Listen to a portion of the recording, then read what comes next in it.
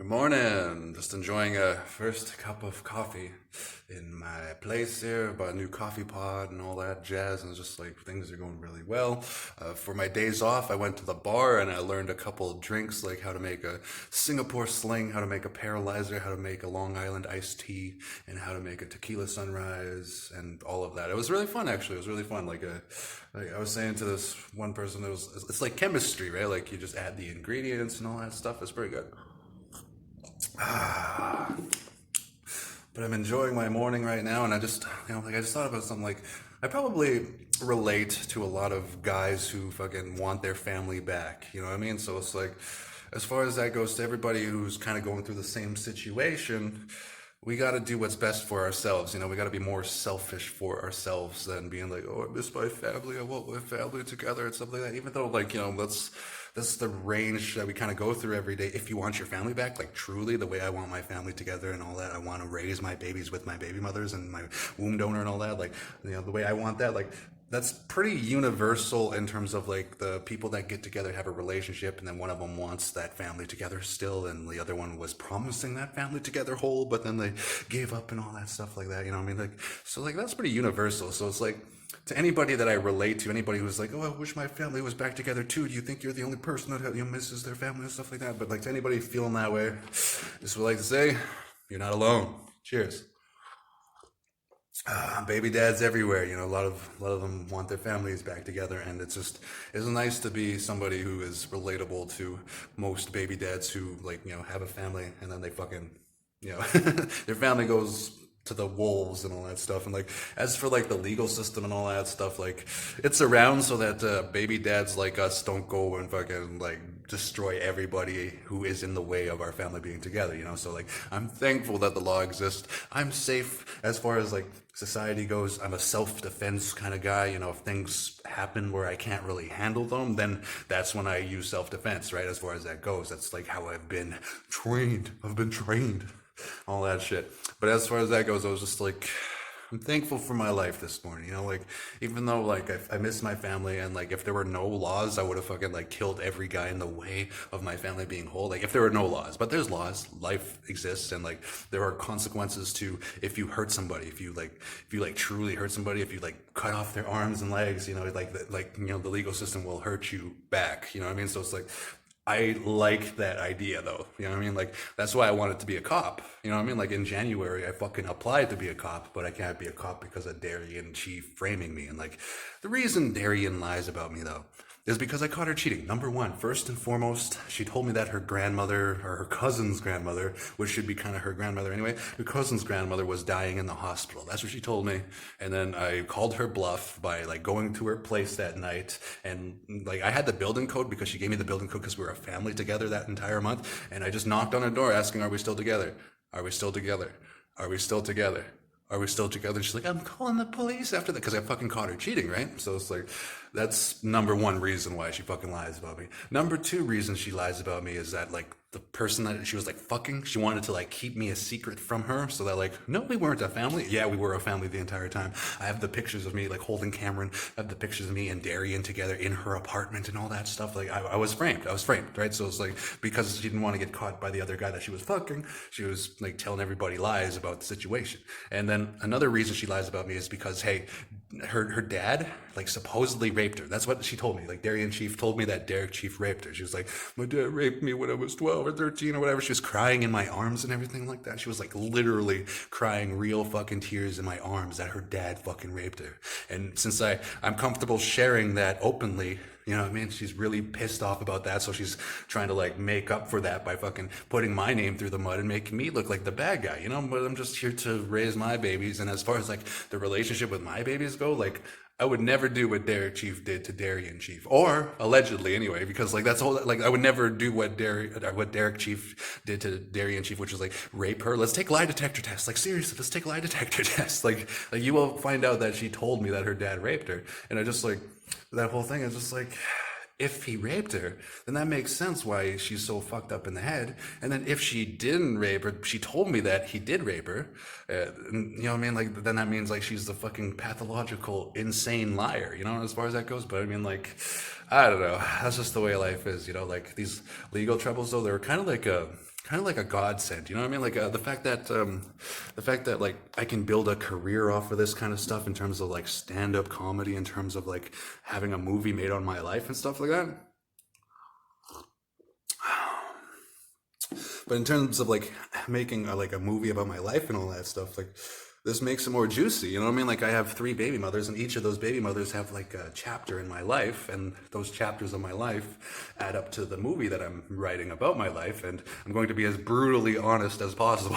You know what I mean? But like, as far as that goes, though, I'm just like, on one hand, I hate the fact that Darian Chief is charging me for no reason. I just caught her cheating. I caught the woman of my family cheating. That's it. I caught her cheating, and this is 2022. You know, I'm not legally allowed to kill anybody, so I didn't hurt anybody. I just caught her cheating, and then I went home. And then she framed me, right? She said she framed me, and the thing was mischief under 5,000, right? That was the original frame job that she did. I don't know what she did to do that, because all I did was knock on her door and say, "Hey, are we still together?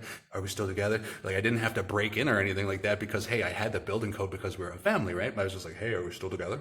Are we still together?" And then she's like, "I'm calling the cops." I was like, "Why are you calling the cops?" Is what I was thinking, right? Like, why the fuck are you calling the cops when I just caught you cheating? All I'm asking is, are we still together? And she wouldn't answer me and all that stuff. And then I walked home after that. That's that's it. That's what happened. After I walked home, there was a video on Facebook of me being like, "Okay, that's the last straw. I'm never trusting her again." Even though like obviously I still love her and her family can be whole, but she's just, you know, she's one of those people that she's cheating on somebody else now. Like those lies that she told everybody else about me, she's gonna be able to do that shit to somebody else. You know what I mean? Like obviously, like the way I handled it, she might not lie about people anymore as much. You know what I mean? Because like it really altered our lives. You know, like I was going to move to Brandon and all that stuff, and then like her lie kept me in Selkirk, and then like I was going to move to Brandon again, and then COVID kept me in Selkirk because I had COVID that one time. And just like just the way things worked out, though, I'm just really thankful. Like I got this nice, beautiful place, and you know, I get to finally like, you know, work on my power rack every morning and all that stuff. But anyways, okay.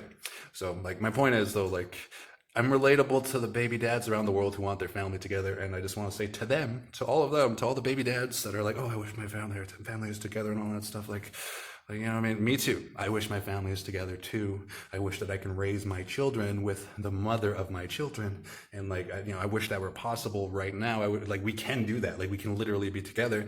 And I know how it feels though. I know how it feels because it's like, what did I do wrong? What did I do? Like, seriously, all I did, I was loyal to you. What did I do? You know, like, that's sort of how it feels, right? But it's like, we live in a society where, you know, we can't really blow it out of proportion. Like, we got to do what's best for our lives and what's best for our freedom. So I urge every baby dad who's like, "Oh, I want my family together." If you're like thinking about killing yourself or you're thinking about killing others, I urge you just to be a law-obeying citizen and find an outlet. You know, that's why I bought the power rack. That's why I got the Xbox. That's why, you know, that's why I got this stuff to like work out all of the emotions that I'm going through by physically handling them and like working on my body and working on my music and working, you know, all that stuff, you know, like as far as like personal life goes, like I told everybody I'm a pretty much like kind of like, you know, an alpha male type asshole in my personal life, which I mean that's believable, right? Like that's who I am, the alpha male who's